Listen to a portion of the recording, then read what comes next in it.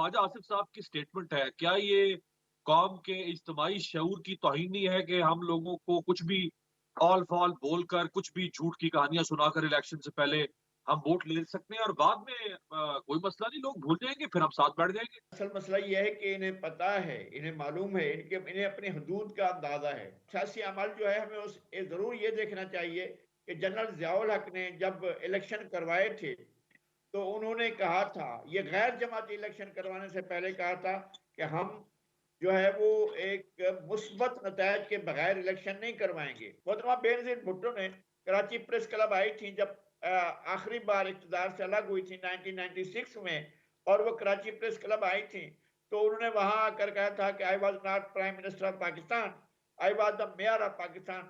तो मैंने उनसे अर्ज किया था कि आप तो मेयर नहीं थी और आपके पास मेयर के भी इख्तियारात नहीं थे, आपने कौन सा ऐसा बड़ा काम किया है जो मेयर कर सकता है। तो सूरत हाल वही है। इन तमाम सियासी अशराफिया में शामिल लोगों को ये मालूम है कि उनके पास स्पेस किस कदर है, वो किस कदर बढ़ सकते हैं, पाकिस्तान के बारे में बुनियादी नौयत के फैसले क्या कर सकते हैं। जब आर्मी एक्ट में तरमीम का सवाल पेश आया था तो उस वक्त जो है वो हम समझ रहे थे कि इमरान खान के पास जाएगा, मिन्नतें करेगा, नवाज शरीफ के पांव पड़ेगा, आसिफ जरदारी के पांव पड़ेगा, गुजारिश करेगा, अपील करेगा कि जनाब ये करें, अब आर्मी एक्ट में तरमीम करें, हमने बाजवा साहब को दूसरी बार लाना है। लेकिन ये दोनों के दोनों साहिबान ने इस तरह एक्ट किया कि दौड़े दौड़े चले आए और भागे भागे आकर उन्होंने आर्मी एक्ट में जो तजावीज थी उनको फौरन मान लिया। एक तरफ वो जो है वो नवीद, हमारे नवीद कमर साहब को इतला कर दी गई थी और दूसरी तरफ ख्वाजा आसिफ साहब को इतला कर दी गई थी। ख्वाजा आसिफ साहब ये कन्वे करते हैं पार्टी को, पार्टी इन बुलाक वही कुछ कहेगी करेगी जो कुछ इमरान खान मुसौदा पेश करेंगे। शहबाज शरीफ साहब कराची पहुंचे हैं और वहाँ उनकी मुलाकातें हैं एमक्यूएम से भी, पीर पगारा से भी।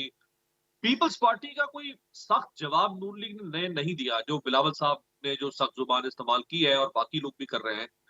तो नून लीग क्या स्ट्रेटेजी बना रही है इस वक्त पीपल्स पार्टी के खिलाफ सिंध में? देखिए सिंध की हद तक तो वो उनके पास कोई भी पॉलिसी बनाए कोई उसका तोड़ नहीं है। सिंध का इलेक्शन एक हद तक यकतरफा है, बहुत बड़ी धांधली नहीं बल्कि तारीख की सबसे बड़ी धांधली करनी पड़ेगी हुक्मरान अशराफिया को अगर रिजल्ट चेंज करने होंगे सिंध के। यहाँ पर तो कोई ऐसी सीट मुझे नजर नहीं आती है जहां से आकर वो लें और इसके लिए कन्फ्रंट्रेशन करें और जाकर महाजराई करें, लड़ाई करें, तो कुछ भी कर लें। हाँ अलबत्ता एमक्यूएम को देखना यह है कि एमक्यूएम अपनी कितनी सीटें वापस रिगेन कर पाती है कि नहीं कर पाती है।